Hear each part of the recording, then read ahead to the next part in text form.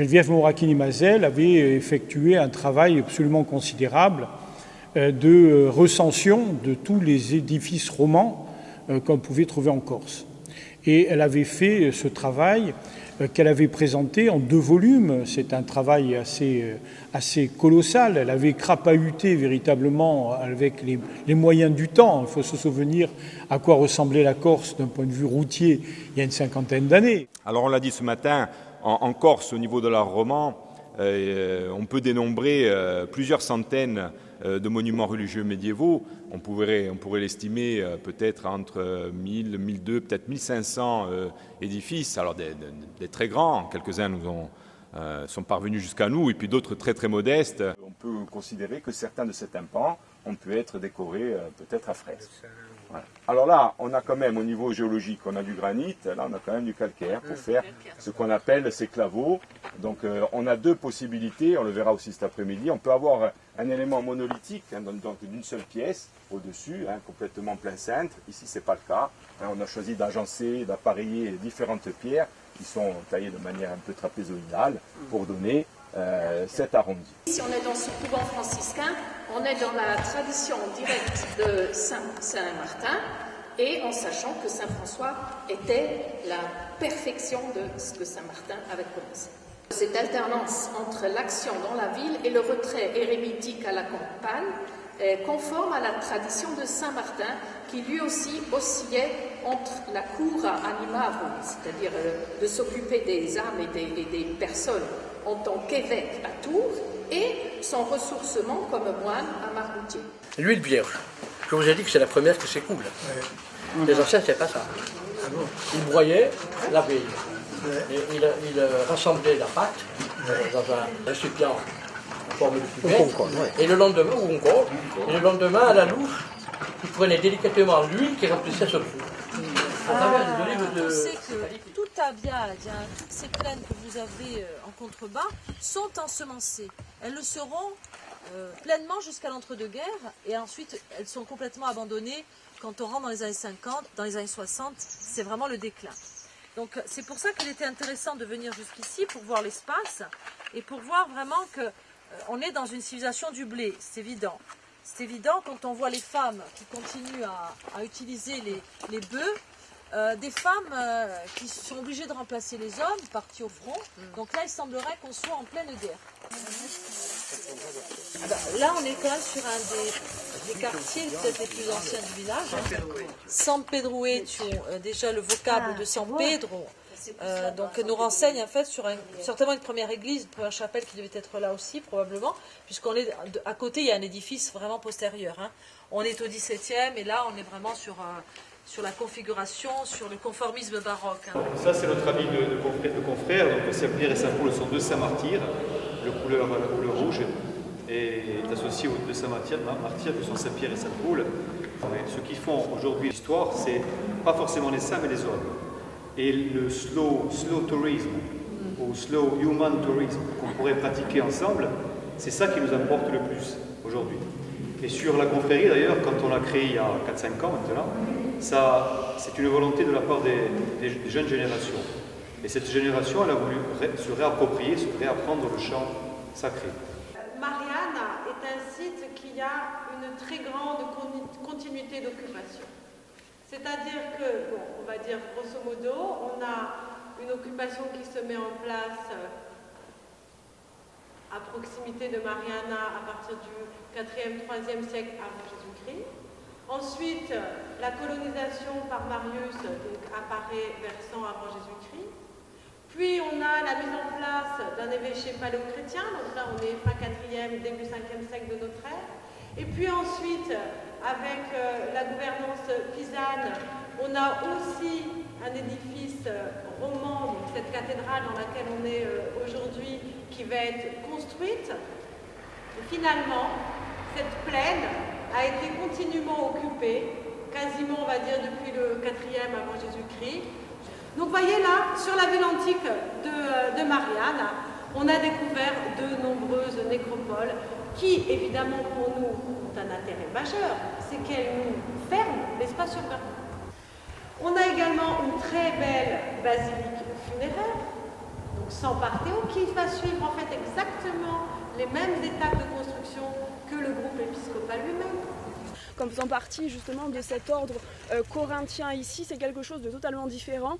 C'est un ordre dit composite, c'est un ordre qui va être réutilisé notamment par les chanoines à partir du XIIe siècle pour essayer de rendre la couleur dominante de ces édifices. Il ne faut pas oublier que dans l'architecture romane, à la suite de l'intervention de différents chanoines, nous avions un décor qui est passé d'extrêmement lumineux, d'extrêmement coloré, avec des couleurs chatoyantes, pour attirer le fidèle.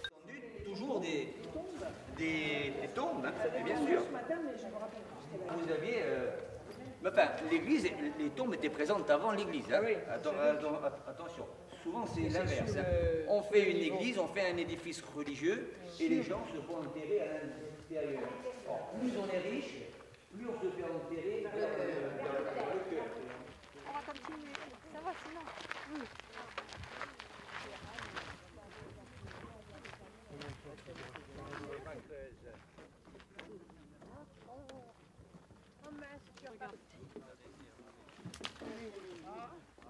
C'est les mulets qui sautent. C'est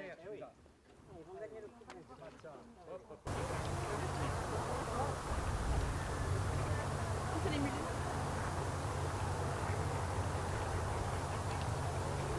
Oui, hein. Il y en avait plus la dernière fois. Il y avait des marbrés, il y avait des saupes, ouais. Ça a brûlé. Petit au fil des siècles, ce formidable étang.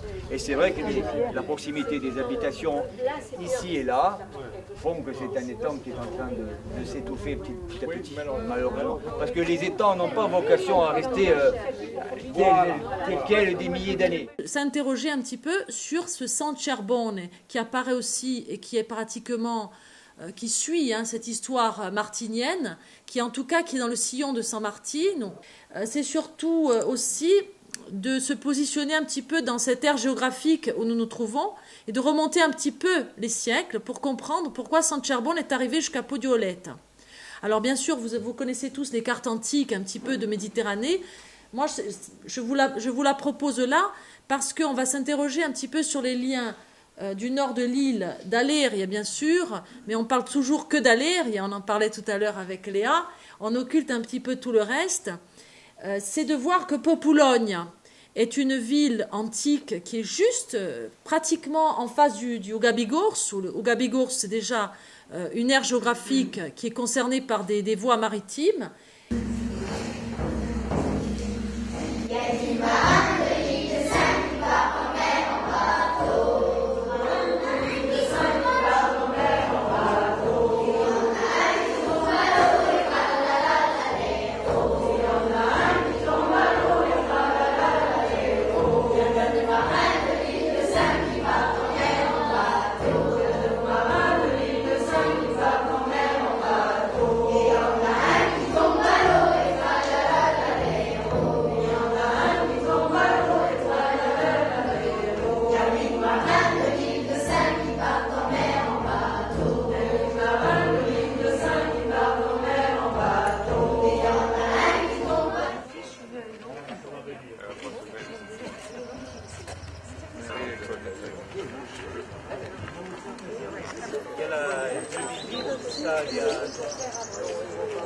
particulière de la Corse, ça c'est le travail que révèle 10 années de recherche.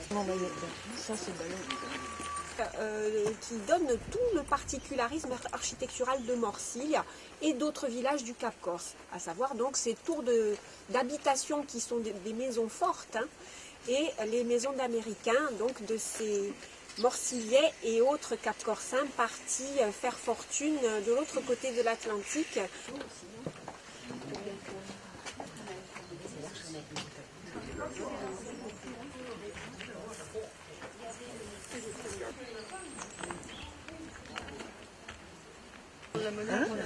Le sud de la Corse est un peu comme donc c'est la tour dite de Pianasca, qui est la plus grosse du village et probablement l'une des plus anciennes. Alors la particularité de ces tours et toute la différence avec les tours du littoral, qui sont des tours de défense militaire génoises, Parce qu'il faut savoir qu'elles ont bien sûr eu une origine, je dirais la création des tours même a eu une origine. C'est qu'au cours du XVIe siècle, il y a eu donc cette fameuse période de razzia barbaresque qui s'est intensifiée pour atteindre un point culminant entre la seconde moitié du XVIe siècle et jusque dans les années 1630, qui a fait que Gênes, qui gouvernait la Corse à cette époque-là, a commencé à mettre en place progressivement la défense de l'île, comme celle des côtes ligures d'ailleurs.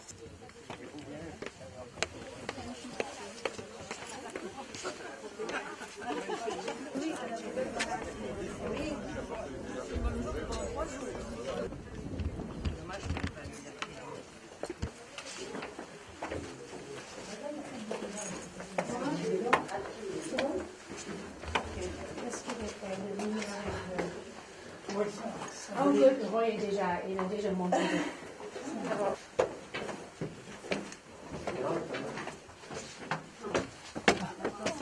Laurence, laisse-moi rester ici. Tu as réussi. Vous faites ça tous les jours? Non, pas du tout. Merci. Vous êtes arrivé? Ça vaut le déplacement. Donc ici, il y a une banque où on peut être assise là.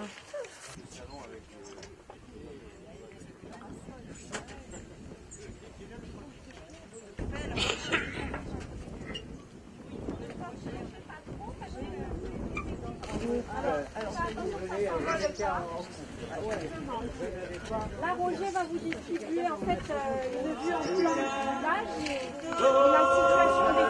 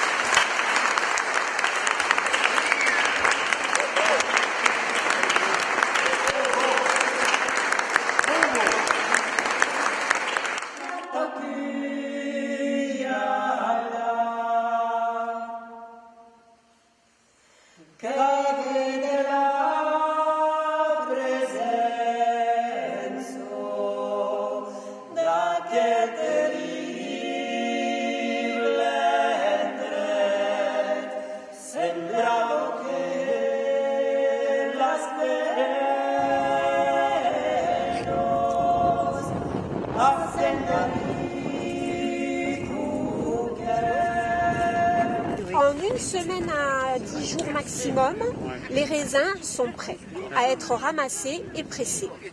Voilà. Et c'est bizarrement, je dirais, là ce sont des terrasses, mais nous les appelons encore des toits, parce qu'auparavant, les gens faisaient sécher les raisins sur les toits des maisons. Ces terrasses ont été construites par mon grand-père dans les années 50 pour être plus faciles d'accès et plus pratiques pour travailler.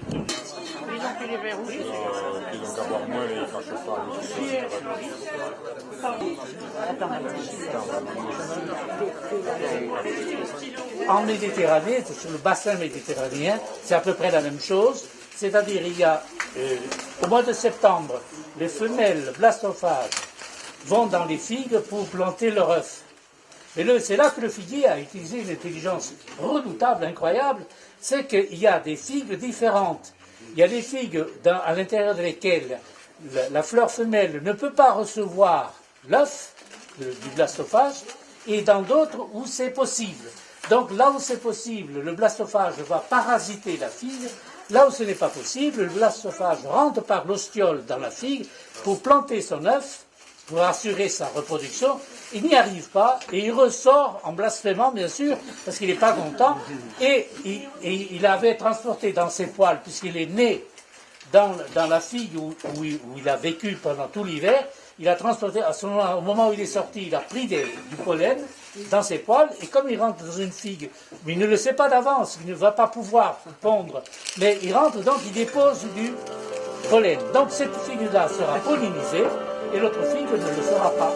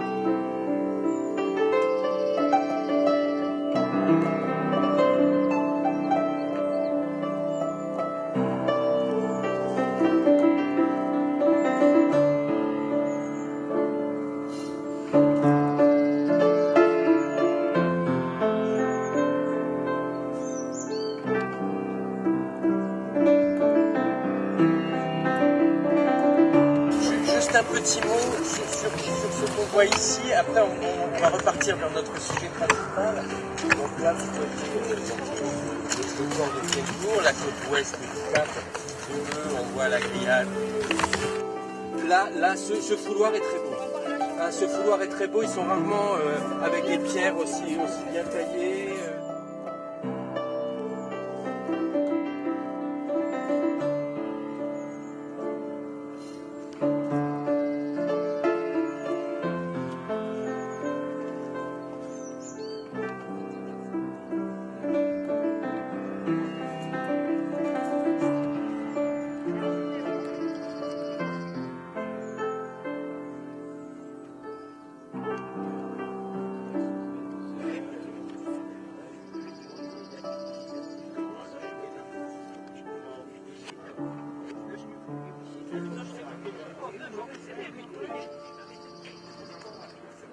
Les Palazzi du Cap Corse, ce sont 18 communes, en tout 200 bâtiments environ,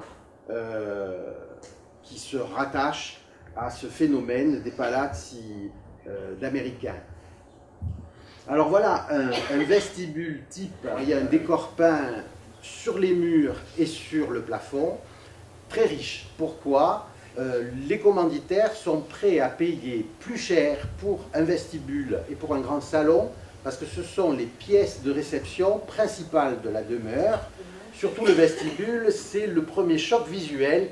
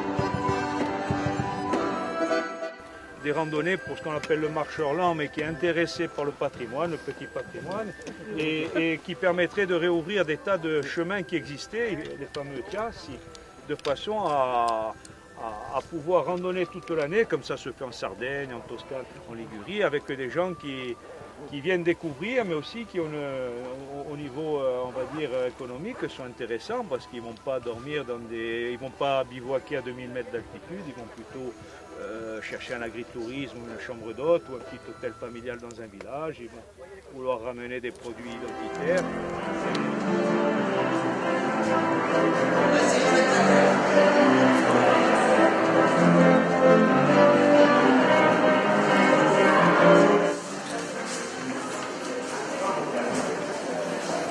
C'est une tonnellée des productions tunisiennes.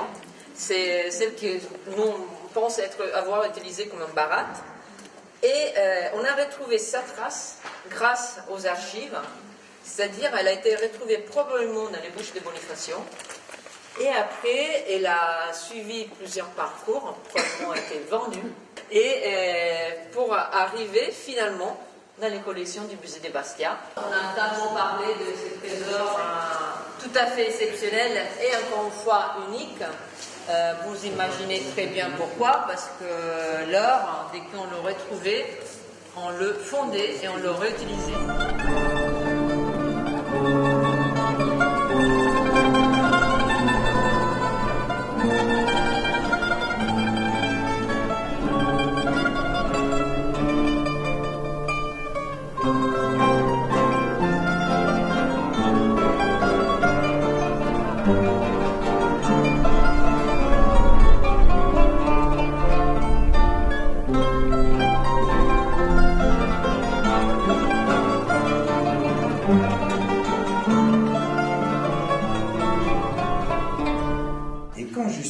l'empereur reprend Ravenne, il va revenir sur un catholicisme orthodoxe, je dirais, orthodoxe au sens général. Hein.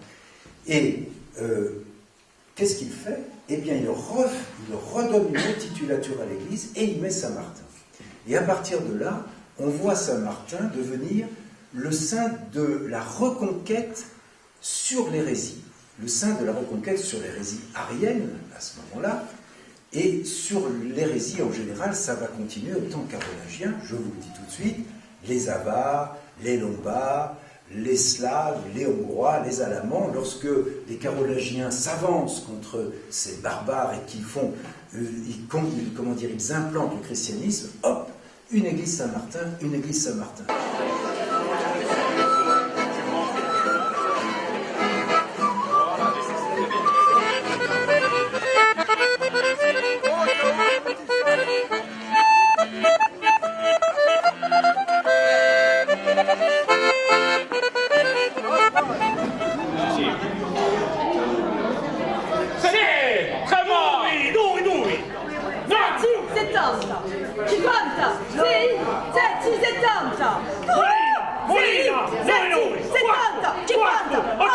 Anch'io! Sì, sì!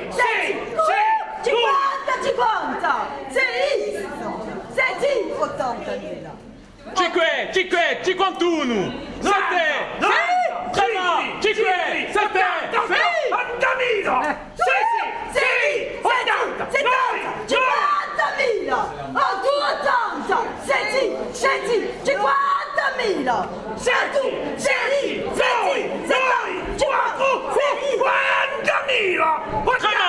50.000! 7! 50 milioni! 7! Sì? Trema Wally! 5! 7!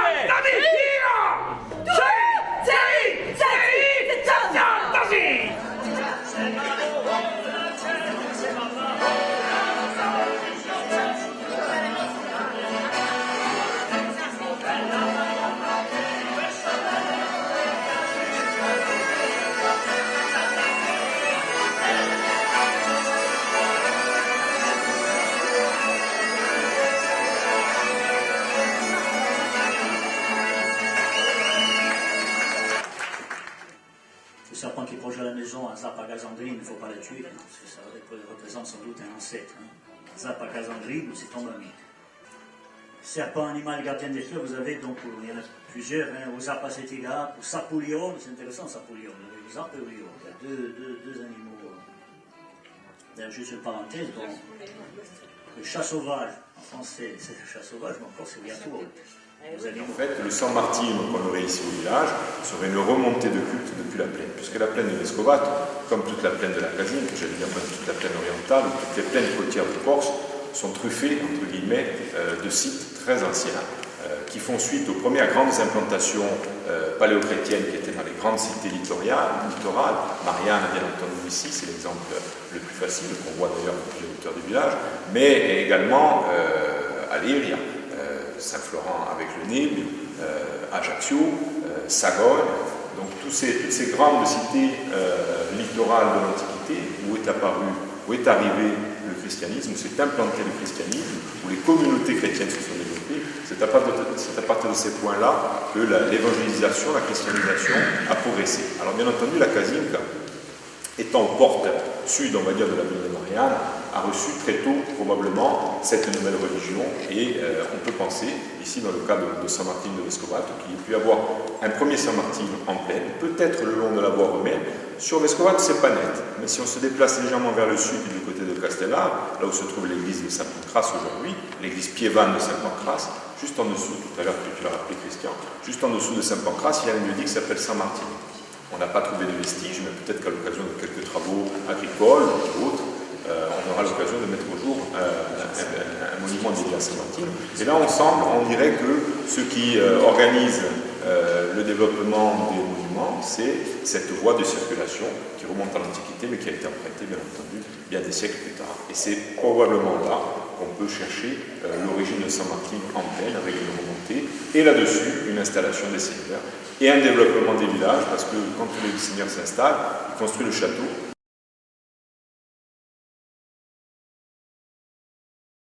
Entre 1300 et 1500, on assiste en fait à l'apogée du développement des confréries en Europe, qui sont plus ou moins influencées par les grands ordres religieux que sont les bénédictins, les franciscains, etc. Les confréries vont instituer une spiritualité de confrères, ce qu'on appelle une sociabilité confrérique qui est vraiment très particulier et que j'ai retrouvé beaucoup en Corse. Et en s'appuyant premièrement sur le double principe du sacré et du profane, et deuxièmement sur la règle fondamentale d'une mutualité spirituelle. L'Église tentera de tout temps de les contrôler, et elle ajoute que les relations entre l'Église et ce type d'association laïque ont toujours été ambivalentes. L'Église, en même temps, trouve trop d'avantages à la présence des confréries, puisque celles-ci, en fait, entretiennent et assurent la propagation de la foi chrétienne.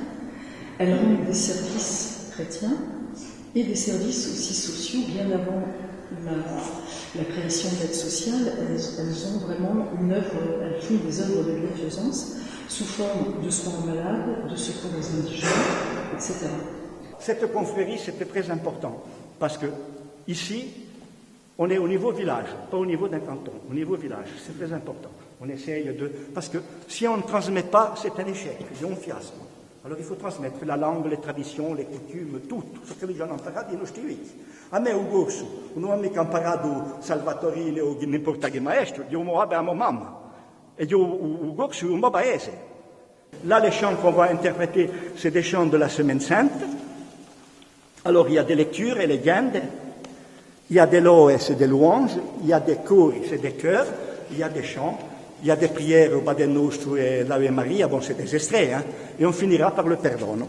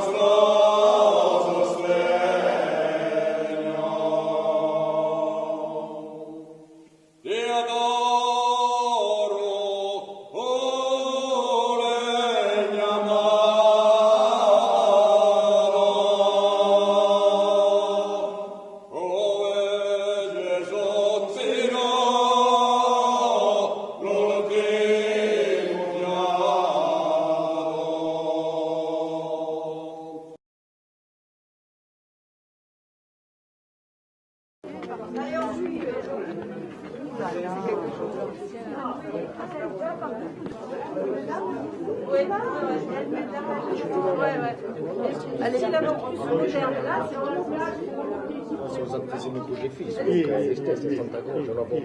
vous avez le prieur et le confrère. Alors, le prieur, il a la pèlerine Bordeaux, avec 2 galons. Le sous-prieur, la même pèlerine Bordeaux, avec 1 gallon. Le confrère, son aube, c'est un simple drap, c'est l'égalité dans le social. Tout le monde est habillé pareil. Uso como bastore. Vous voyez, ça, c'est le corbillard de la confrérie qui a servi de 1884 jusqu'à 1966. À Bastia, il y avait 3 corbillards. L'aristocratie, la bourgeoisie et le peuple. Chez nous, au village, je n'ai rien contre la ville, hein, mais c'était l'égalité également pour la mort. Ils avaient le même corbillard pour tout le monde.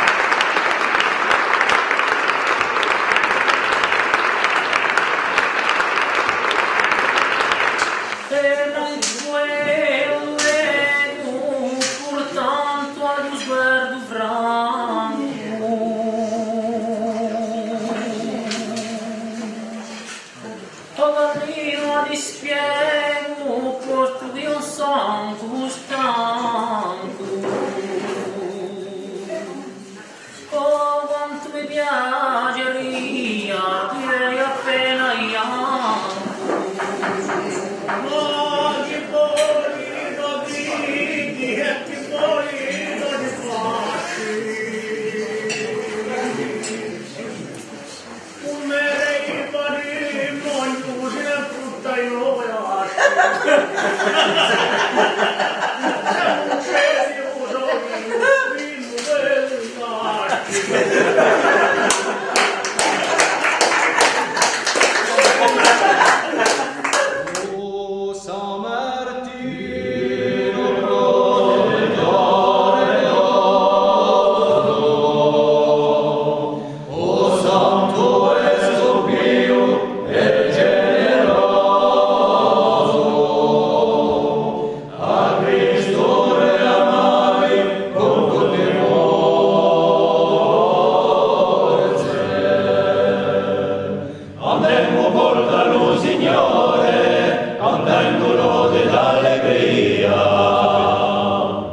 Barca dei soportighi, con inni di ringrazi.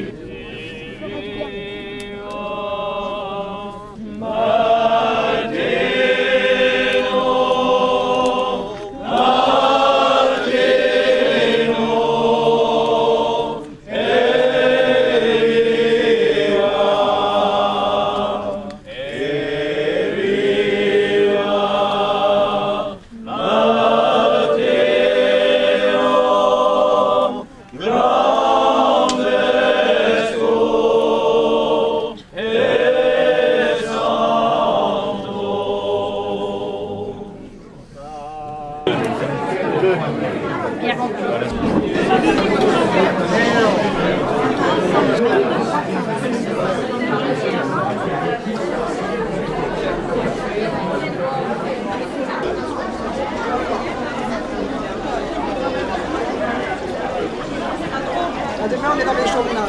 Allez.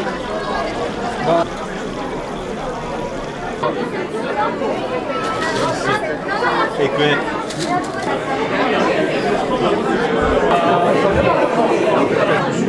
San Martino.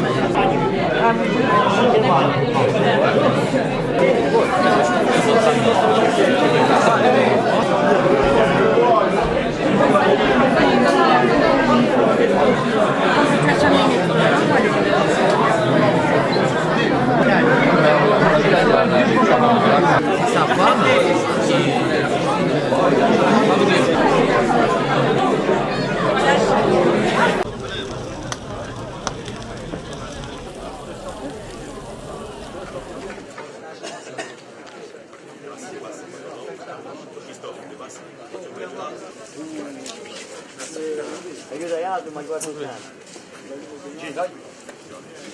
Ci ha fatto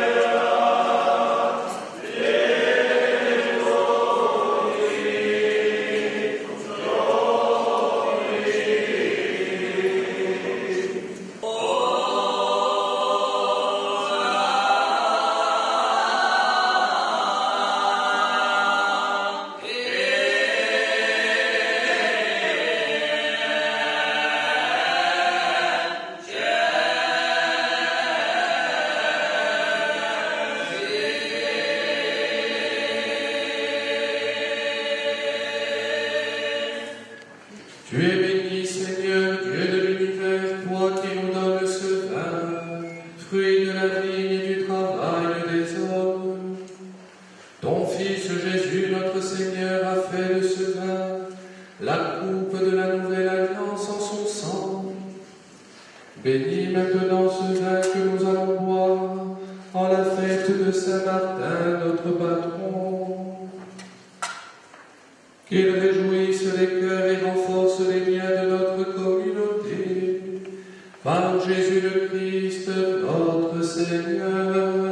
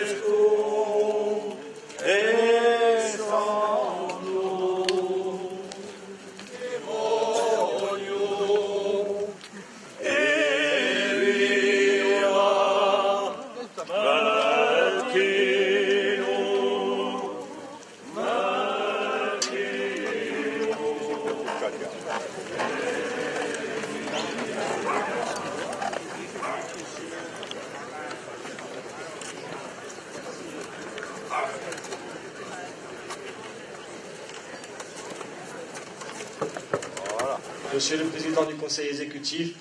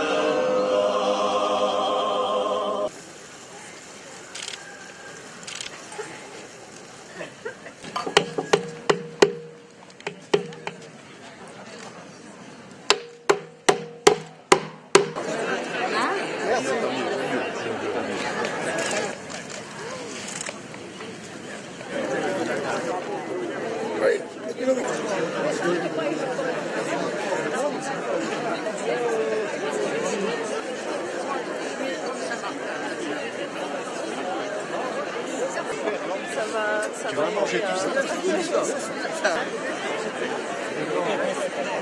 Bon, bah, c'était une belle cérémonie.